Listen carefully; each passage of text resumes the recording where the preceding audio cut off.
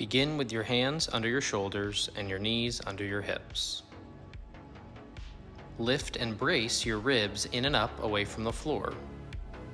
Now reach the opposite arms and legs straight up and out. Move with your breath and alternate each time.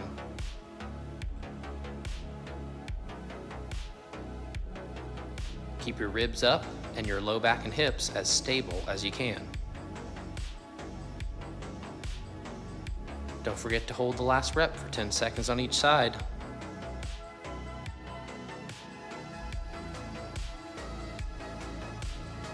Great job.